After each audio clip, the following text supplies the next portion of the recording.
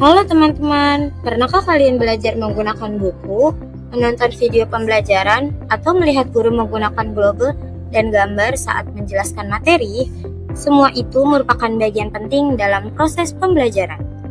Dalam video ini, kita akan mengenal 3 komponen yang sering digunakan dalam dunia pendidikan, yaitu sumber belajar, media pembelajaran, dan alat peraga. Ketiganya memiliki peran yang berbeda, tetapi saling melengkapi untuk menciptakan pembelajaran yang lebih efektif dan menyenangkan. Mari kita mulai dari sumber belajar. Sumber belajar adalah segala sesuatu yang dapat digunakan untuk membantu seseorang memperoleh pengetahuan, keterampilan, sikap, dan pengalaman belajar. Sumber belajar tidak hanya berupa buku pelajaran, guru, lingkungan sekitar, internet, perpustakaan, museum, bahkan pengalaman sehari-hari juga dapat menjadi sumber belajar. Sebagai contoh, ketika siswa mempelajari ekosistem, mereka tidak hanya membaca buku, mereka juga dapat mengamati taman sekolah, menonton video tentang lingkungan, atau mencari informasi melalui internet. Di era digital seperti sekarang, sumber belajar menjadi semakin beragam.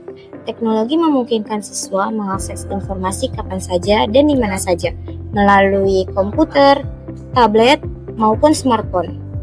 Dengan memanfaatkan berbagai sumber belajar, proses belajar menjadi lebih luas, menarik, dan tidak terbatas pada ruang kelas saja. Media pembelajaran merupakan alat atau sarana yang digunakan untuk menyampaikan pesan atau materi pembelajaran dari guru kepada peserta didik.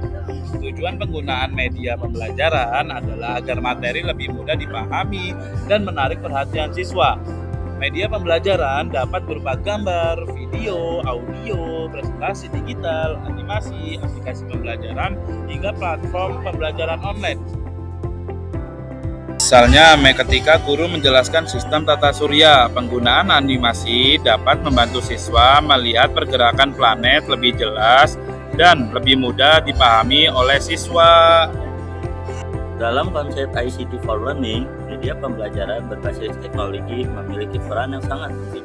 Penggunaan video interaktif, stimulasi digital, dan aplikasi edukasi dapat meningkatkan motivasi belajar serta membantu siswa memahami materi yang sulit. Oleh karena itu, pemilihan media pembelajaran harus disesuaikan dengan tujuan pembelajaran dan karakteristik peserta didik. Sekarang kita akan membahas alat peraga. Alat peraga adalah benda atau model yang digunakan untuk memperjelas konsep atau materi yang sedang dipelajari.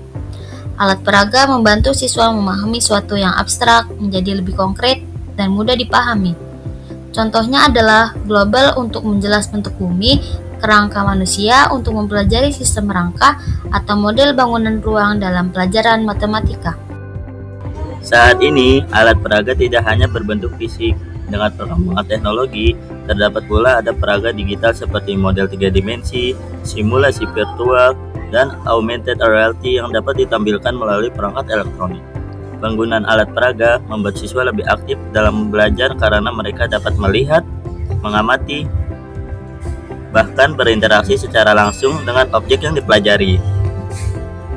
Agar pembelajaran semakin optimal, sumber belajar, media pembelajaran, dan alat peraga digunakan secara terpadu. Misalnya, saat mempelajari gunung berapi, siswa dapat membaca buku dan mencari informasi di internet sebagai sumber belajar, menonton video animasi sebagai media pembelajaran, serta mengamati gunung berapi sebagai alat peraga. Kombinasi ini membantu siswa memahami materi ini dengan mudah, aktif, dan bermakna.